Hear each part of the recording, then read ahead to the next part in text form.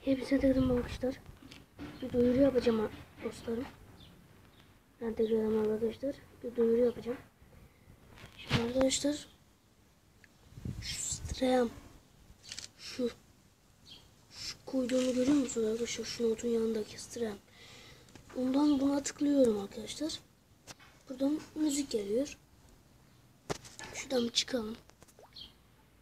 Şuradan tekrar girelim. Buradan müzikler çıkıyor arkadaşlar. Bunlara tıkladıktan sonra abu hemen çıkmam lazım. Şimdi arkadaşlar buna tıkladıktan sonra işte buna tıklayınca atıyorum ne diyelim. Şuradan Tarkan şeyini görüyorum. Şuradan biraz sonra tıklayayım da uyuyor. Kuzenim uyuyor. Daha bebek. Yani şurada şimdi çıkıyorum. Çıktım arkadaşlar. Gördüğünüz gibi çıktım.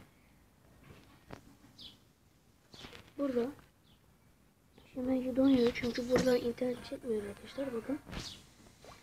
Buradan istediğiniz şeye girebiliyorsunuz. Mesela ben şu Play Store'a gireyim. Yani siz ne yaparsanız yapın. Bu şey durmaz. Müzik durmaz arkadaşlar. Bunu işte buradan indirebilirsiniz. Stream bedava YouTube müziği. Ya da buradan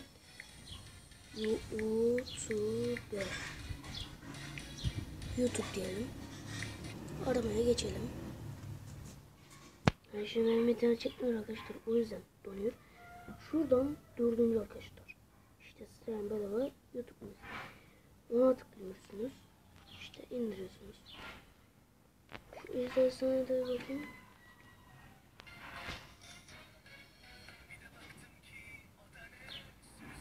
Duyduğunuz gibi müzik çalıyor. Buradan. Bu Vegas kanalını da açabilirim. Hiçbir şey yok yani arkadaşlar. Yapabilirsiniz. Şimdi bunu atalım arkadaşlar. Şu Vegas kanalıyla işim yok. Şimdi arkadaşlar onu yani bu uygulamayı göstereyim size arkadaşlar. Yani bu bedava değil. Şimdi şuradan bir internet kapatalım. Şunu tıklayalım. Ya da tam buradan çıkalım. Şimdi tıklayalım buna. Evet. İnternetsiz oluyor arkadaşlar. Şimdi tıklayalım buna. Tarkan'a tıklayalım. İnternet olmaz arkadaşlar. Evet. Ben şimdi daha yeni gördüm. İnternet zorunda. Neden zorunda arkadaşlar? Şimdi müzikler bedava değil. O yüzden arkadaşlar yani şimdi biz buradan interneti açarsak şunu iptal edersek yani buradan interneti çekmesi gerekiyor arkadaşlar. O yüzden yani böyle bedava müzik dinleyebilirsiniz. Şimdi bugün size YouTube'a benzeyen bir uygulama gösterdim.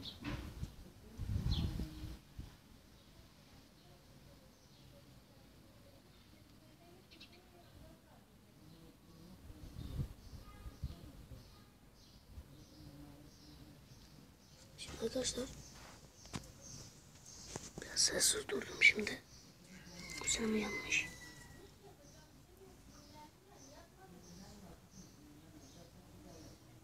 Şimdi arkadaşlar bugün size bu sitemi gösterdim.